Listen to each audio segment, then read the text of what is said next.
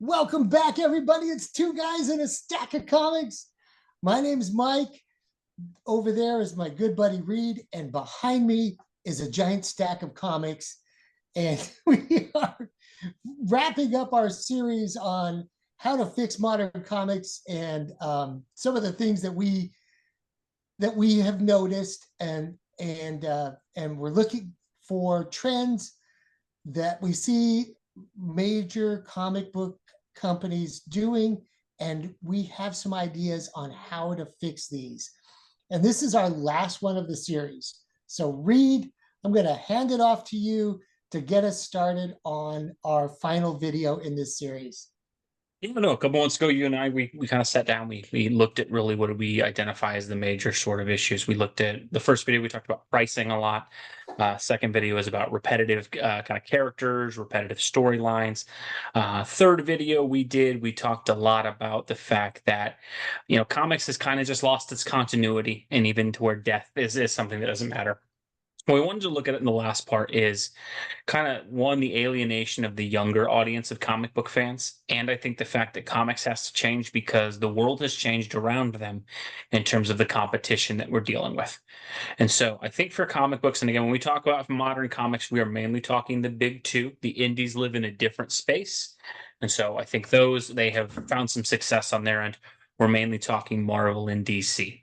And so I think what first point we can kind of get to on this is I think the manga piece of things. What comic books I think has had happen to them. I think overall comic books for a very long time was the only game in town in terms of that was what was at the stores, that was on the shelves, everywhere you went. Storytelling with words and pictures. Yep, absolutely.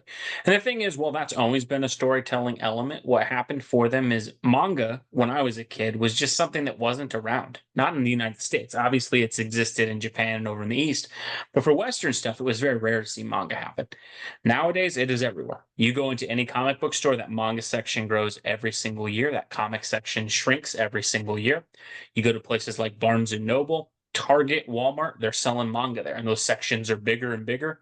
Even Barnes and Noble, where they used to have a lot of comics, it's now one shelf kind of on the back wall behind all the manga. And I think what happened is the game changed on comic books because of that. And it reminds me a little bit of like sports. And an analogy I kind of make with this is, the NBA is something I really love outside of comic books. And the NBA for a long time, it was built around the idea of you had a couple guards, but you always had a big center in the middle, the big guy that you threw the ball to. And that was how most teams were built. You had some outliers like Michael Jordan that could win championships without that.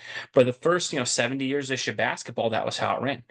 And then in the early 2000s, the Phoenix Suns said, the heck with that. We're just going to put five fast guys and shoot a million three-pointers. And while it didn't work for them, it got perfected a few years later by the Warriors, who got Steph Curry and all those great guys. And they largely said, we're forgetting the center position. We're going to shoot a bunch of threes. We're going to be fast. We're not going to focus so much on defense. And what happened is the entire NBA changed on that. And what you saw happen is all the teams that were resistant to that, because you had a lot of fans going, that's not the right way to play. You don't do it that way. It doesn't work. You had some teams that were stubborn and didn't go to that. The whole league changed. And those teams that were resistant, those are the teams that became irrelevant, became the last place teams. And now they're largely still trying to catch up. And I kind of feel like that's what's happened to comics as manga came in. They changed the game, and comics is trying to do the same approach they've always done. And it doesn't work anymore in terms of their release schedule, the titles, and all of that stuff. Yeah, what's going to save our beloved hobby, our passion, and our comic book heroes that we love so much? What's going to save them is being able to capture this younger generation that Yep. knows what they like, and they want a consistent story like they get in manga, and they want to pick it up, and they'll wait for it 3-4 months in between the Yosakura family that Jackson's reading. It's on the sub list. It's at the comic shop. They call us when it comes in. He is stoked, and when he gets his new edition, he sits down and reads it, just like with Bleach, Yep. and then there's the anime that goes with it, and all Yep. these kind of things that comics do, but they just don't do quite in the right way. Well, they don't do it well, and I think this is the issue with where manga changed the game and where comics have to catch up. Manga, you're talking 9.99. Or some are a little more expensive, but the majority of those volumes that sell are 9.99. You get a sizable chunk of the story. You're talking 60, 80, 100 pages, probably a little more than Yeah. that. Yeah. It's quarterly released, but that guarantees that they always have the same creative teams on it. And largely the events and everything that happen in those matter still. And while comics will always have the baggage of continuity and things like that, when I take my kid to the store and it's 9.99 for his next volume of One Piece, and he can sit down and read that for 20, 30 minutes, get a good sizable chunk of the story, or I can spend five and get him a single issue of Iron Man that sometimes he is done with in 5 minutes.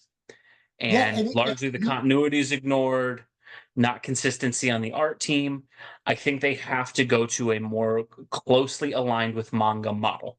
In that, I think the biggest issue comics has made is I think they were trying to fix some things.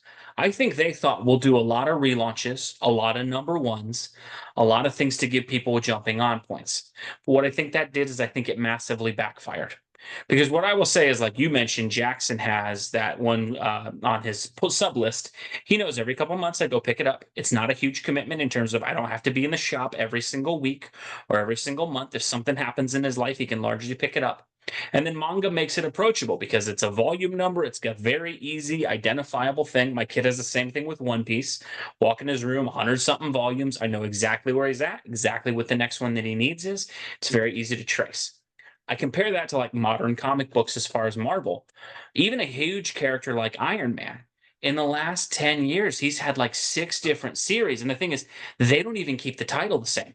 There's been, I think there was Invincible Iron Man, then it was Superior Iron Man, then it was Infamous Iron Man, International Iron Man, Tony Stark Iron Man, then it became Iron Man again, then it became Invincible Iron Man Invincible again. Iron Man again. Yeah, Yeah. there's like 12 different titles on it for these volumes. So the thing is, if my kid drifts from Iron Man for a few months or a year or two, the hard part is getting back in. Okay, I have number one. Let me go back in and get number two. Well, there's five different number two issues that have come out in the past few years. And I think Yeah. that's a huge problem in itself. And I understand what comics was trying to do. I think they were trying to goose the sales a bit. People buy number one, speculators come in and get that. And I do think there was an effort to make it a jumping on point. But I think what they underestimated is there is something to collecting, where when something has a lot of volumes, it's fun to hunt those down. That's kind of what the hobby was built off of for a long time. And I think they Absolutely. assumed people didn't want to do that, or they always wanted a new number one. And then the problem is collecting is even someone huge like Iron Man, because Iron Man's one of the major characters Marvel has. We're not talking something like Plastic Man or something like that where it's understandable his comics always relaunching.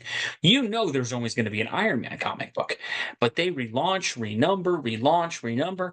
And so like I remember with a lot of the series, Spider-Man's done this to me multiple times, where they'll launch with a new number one, and then halfway through the run, they like change back to the legacy numbering. So they'll be like 1 through 32, and then we switch to issue 850. And it's like, and then the next one's 851. And you're like, as a comic nerd who's buying the books, I know because I just go to the shop and I buy my Amazing Spider Man. But if Yeah. you're some kid who's just trying to collect for the first time, hey, it was issue 32. Now it's 857. Like, what the heck happened? And I think Yeah. they've got to straighten that out where I know they can't fix the damage they've done, but I do think they need to go to a little more manageable kind of release schedule. And I hate saying that because I love the floppy comic. I'm pretty much advocating for the death of the floppy comic with this, despite that being what I'm into. But I think for this new generation, they are used to the manga. Manga has changed it. They've changed the game. They've changed the price point. They've changed the quality and the consistency that fans want. And if you don't meet that, it's not hard to see where comics is going because you have an older fan base with increasing prices and declining sales. It's not hard to read the tea leaves and kind of see like that's not going to work long term.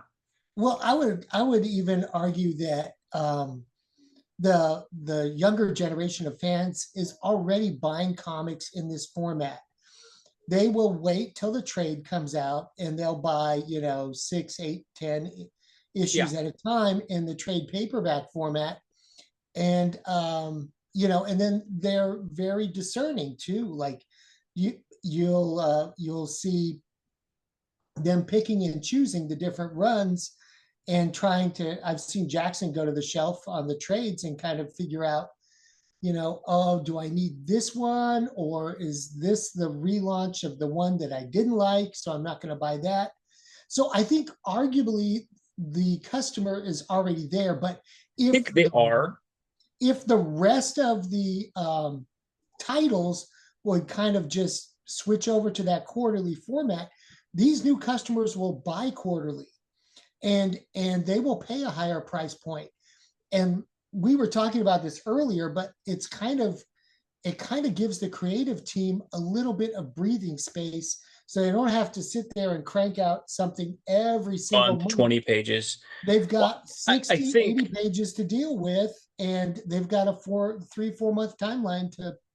I think the only issue with trade waiting, because I do know a bunch of people trade wait and buy the graphic novels. I think the issue you have is those books have been out for 6 months at that point. And so Yeah. largely you're going to kind of know what happened unless But you just avoid all of the nerd media. And again, manga, there's people who, obviously I know those weekly release too in these magazines that come out in the East and stuff like that. And I get that. I just think for comic books, the big thing is because the trades are so far after, because you're talking 6 months when they release, how largely a lot cool of would that it story is be? gone. How cool would it be to not put out the floppy and then Yep. just And drop just 10, Well, and I six, think you 10 don't issues at a necessarily time? need to do 6 issues. I think what this could do, and I think you could arguably look at it. Let's just take 4 books, right? Iron Man, Thor, Captain America, and Hulk, the main kind of Avengers characters right now. Imagine if January we release a 60 to 80 page Iron Man book. We could probably get the same creative team for all 80 pages, or maybe two guys, like one does 40, the other does 40. You could probably charge a little bit higher of a price point, maybe Absolutely. $15 or something like that for it. You probably have to change the binding a little bit, but then Iron Man doesn't release again until May. And then Hulk comes out in February and you do the same thing. Captain America in March, Thor in April, and you kind of just cycle it throughout. And I think what you could do too with this is you could have where you get less books on the market, because I think that's the other thing that massively hurts the younger audience in terms of collecting. My son, he grew up a big fan of that One Piece comic book or the manga that's there. Big reason he likes it is he gets all his characters in one book. It's very easy to follow. I think there's been maybe one kind of spin-off thing that was about a side character, but largely he knows one comic, one thing, one manga volume. I get Luffy, I get Zoro, I think Nami's the other one that he likes Nami, names. right? All those three, he gets them all in there. American comic books, like let's say my kid grew up an X-Men fan instead of One Piece. Oh, Okay, you no. want to go buy the X-Men? Well, Storm is in this book, and Wolverine is in this book, and Cyclops is in this book, and Jean Grey's in a solo book. And then there's X Factor and X-Foot, and it's like, I just want to read the freaking X-Men. And it's like, well, we don't do that comic book anymore. There is an X-Men comic book, but it doesn't have Cyclops, it It doesn't have doesn't have Storm, any it of your doesn't have favorite Jean, characters. doesn't have It's, Nightcrawler. If you want to read them, it's we need to crazy, right? sustain 10 different, and that's the thing is, I think this is where comics has bungled so much of what's happened in the last kind of 2 decades, is that because in an effort to launch all of these books, what they've done is for you and me, and for kids like Jackson who grew up in comic friendly households, where your dad's taking you to the shop and you want to go, like, my kid has always had a chance to buy comic books.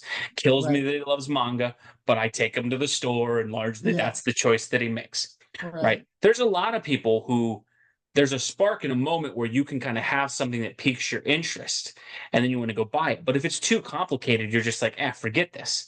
And I think that's largely what may have happened with some of these movies and things, is that when you launch a series like X-Men 97, right? That's seen by, even though the ratings are not gangbusters on that thing, it's still got a couple million people watching it. I'm assuming some of those are teenagers and kids who watch that. Oh, If you yeah. loved that series, go to the comic book store. Well, we do have a 5 issue prequel series that has these characters, but that's it. You have 5 issues. If you really want to invest in the X-Men, let me walk you over the shelf and show you 14 different books. All of them are and again, I know comics are always going to have a different continuity. But what I think they bungled, and this is what manga and anime get right, is the manga typically comes out first, and the anime is basically exactly in line, in step with it. And so if you went, like my kid didn't start buying manga until he saw One Piece. I think one of his uncles was watching it. He liked it.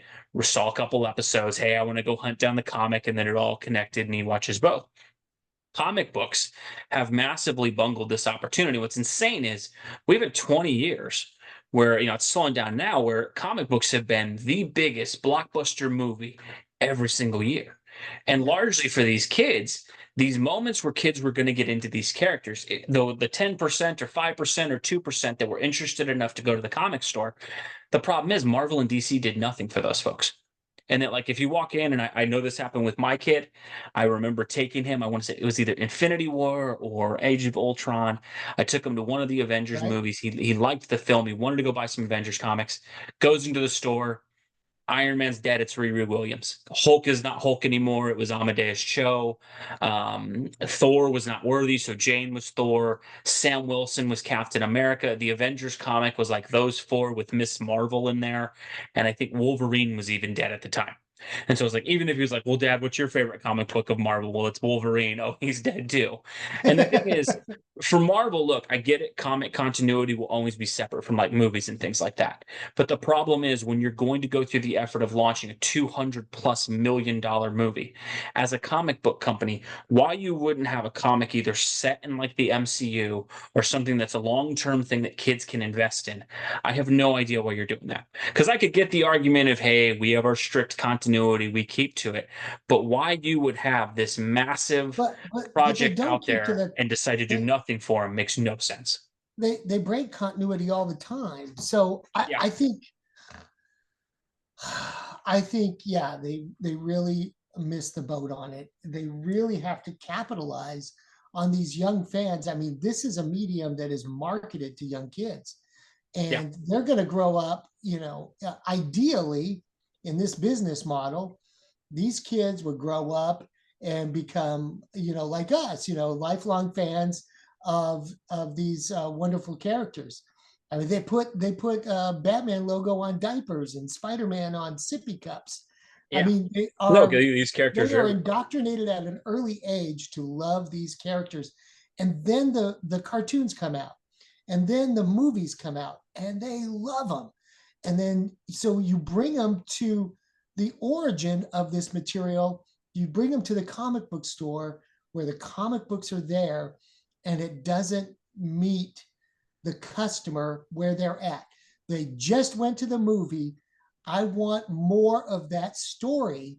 I want to continue enjoying that story. Actually, I none know of there it's. won't be another movie out for a year or two. Let me read some comics until then. And so Well, and if the they thing is, you don't if they have to were be to exactly what the movie is, but you've got to be close. Like, yeah, if I you could be get that in the close, Iron Man you could comic grab book them that was. in. But I get in the Iron Man comic book that was coming out at the time when Iron Man movies were big, that Tony Stark probably can't be married to Pepper Potts like he is in the movie and Happy's his driver still, because things have happened. But you can have Tony Stark as Iron Man at least. At least Yeah, I don't think I that's too much to ask. And I I think don't that's a know. lot of what they missed. I think your game changing analogy applies. Like if the game has changed and you have lightning in a bottle with $1 billion movie, and you have thousands upon thousands of potential extra customers to get interested in these things, the least you could do is Well, put out a comic in that vein well, and I think that's the and get weirdest them. thing about timing is like, how much would this ultimate? I know the Ultimate Universe is doing good now, but can you imagine if the Ultimate Universe that we have right now, that's a little more accessible and a little easier to jump into, had launched when the movies did? Like, can you imagine if there was an Ultimate Iron Man with a very easy starting point in a brand new universe that wasn't burdened down with a shiny new #1 and everything, or like Black Panther, Ultimate Black Panther, the comic book that's coming out right now? Yes, How yes. easy that is, and as an entrance point if that had been tied in near the movie. And again, the cool thing with those is right now those are all ongoing books that seem like they're going to carry for a while. I think the thing with comics is, yeah, they just missed that moment. And then here's the thing, I'm not even saying you got to change the main continuity, but you have to have something that ties in and is long term. I look at how I became a comic book fan. Some of it was my dad had old stacks of Hulk and Fantastic Four comics and a couple Batman here and there. But a lot of why I became a fan was when I was a kid, there was the brilliant Batman the Animated Series cartoon and Superman. I think it was Superman Adventures that was on the two that were there. They both had concurrently running comic books. And those comics ran for a while. I mean, it was at least 25, 30 issues or something like that. I remember seeing those. I remember watching the cartoon, seeing the comic, wanting to pick it up and picking up both and maintaining them. And they were pretty good talent and creators. It was drawn to look consistent with how it looked on the show and all that. And I look at for kids now, another moment that could have grabbed my kid is that great spectacular Spider-Man cartoon that was on the air. That When was that came out, amazing. there was absolutely nothing to tie into that at all. There might have been an issue here or there, but there was no comic book for him to go in. And again, even if I wanted to try to get him in the hobby without him picking it up, for me as a parent going to the shop, going, let me pick up a comic for my kids, there was nothing that tied into it. And so it's like, well, I can hand you Amazing Spider-Man number, 642, where Peter's just sold his marriage to Mephisto. Right. like yeah, that's just like the cartoon. And again, I get it. The comic canon will be different, but you have to, if you're going to go through the effort of putting out a cartoon, if you're going to go through the effort of putting out a movie, you have to have something sustainable. And I know for some of these video games, they put out little 5-issue mini series and things like that. But again, if you want a long-term fan, you got to think more than a little mini series. You got to You got to meet give your them something they can customer. sink their teeth into. You got to meet your customer where they are. And right now, your potential customers playing video games. They're playing Batman, or the new Spider-Man game came out. They're playing Mhm. the Batman. They're getting the skins in Fortnite, and that was brilliant what DC did with Batman and Fortnite. But can you imagine if there was an Arkham game comic that Arkham games have. So Arkham had some comics, but they were all 6 or 7 issues. I Yeah, think, and but here's what the I'm thing: saying, what I'm like the saying is, biggest what thing if it is was if that long Batman term? Fortnite one, because I do remember my kid asking me to go to the store for him and get those. Yeah, What would have been cool is when that series was over, if they'd have been, you know what, Batman is back in the main universe. Maybe you can't time with Fortnite anymore, but hey, customer, there's a Batman series that's going to follow the Batman that you just read for those 6 issues. And here he's going to go, and now the continuing into it, and like at least give them a chance of like if that 6 issues really grabbed them. Okay, yeah, we can't keep telling the Batman Fortnite stuff, but hey, that Batman you just followed, let's see what's happening to him. Right, here's a new number 1 off of that. Or maybe you go to the Fortnite folks and go like, hey, is there a way we can extend this? Can we keep releasing issues? But like it yep, just doesn't seem like they ever got that. And again, my kid grabbed those 6 issues. He would have kept buying that every single month. And I know probably ended because Fortnite was probably like, look, man, we're doing a couple little tie-ins here. We're $1 million to $1 billion video game franchise. We don't really care about your dinky little comic books. But the thing is, you've got to find something meaningful to meet these folks where they are. And they yep. just don't seem to do that. Or when they do, it's in very short bursts that seem very poorly thought out. And it just doesn't seem to grab the fans. And I think even for adult kind of collectors and things like that, my wife, when the Wonder Woman movie came out, really enjoyed it and was like, "Hey, is there Wonder Woman comics?" And I largely didn't have any. I had a couple, really old ones, and I was like, "I can let you read these." But she really wanted to kind of have something to sink her teeth into. It's like, well, the new 52 reset everything, and then largely and it was nothing like the movie. And so there was Right. nothing for her to really read. I gave her some old George Perez ones to read, and she enjoyed Those are those. good ones. But largely, if she was a new, and I have to imagine my wife's not the only person who watched the Wonder Woman movie and went, "Cool, let me go check out the comics." And it's like, well, yeah, nothing's even close, and we don't have anything that's even closely resembling the story that you want to read, unless you want to dig back and spend $45 on a collected edition of a comic from 40 years ago. And so I think they've got to do a better job of trying to grab that audience. So I think, yeah, like we said, I think the limited releases, I think reducing the amount of books, keeping them consistent, maybe releasing them quarterly where you get a larger content to the story. I think that could help creators.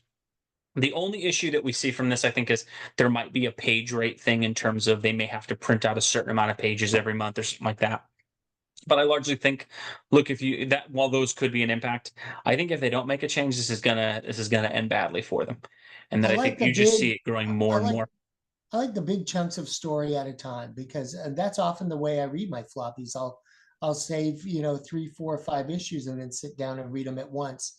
I think that's where the audience is, and I think the companies as a whole, if they take like a big picture approach to this and go, okay, there's a video game coming out and a movie coming out, or there's an animated series coming out, or a Netflix series coming out.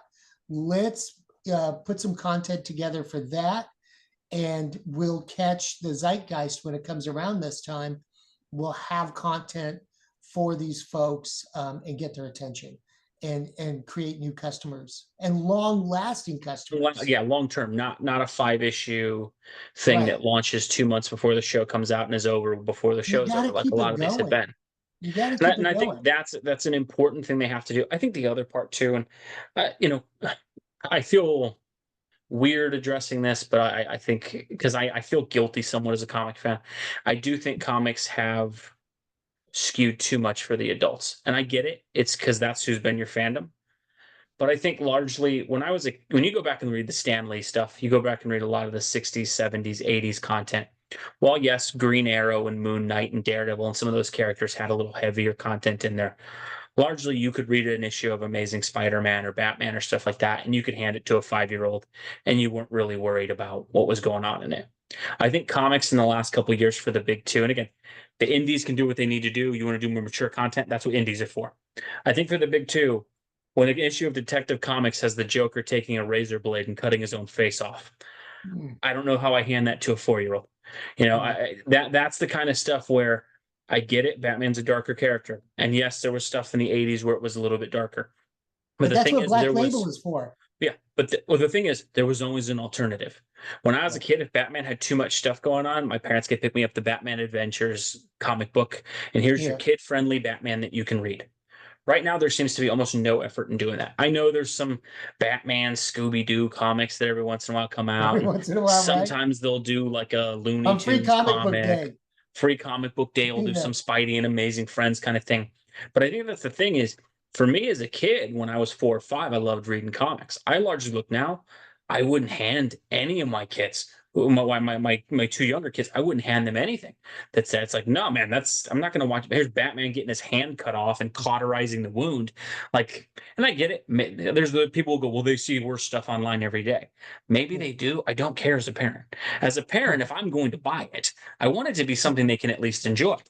And again, it's. I'm not saying you got to change Detective Comics or Batman and make it for kids or stuff like that, but have a sourceable alternative, or Well, you the have to the make the mainline book more approachable for kids, the where you're thing about comfortable the handing it older to them. books is they wrote for both audiences simultaneously.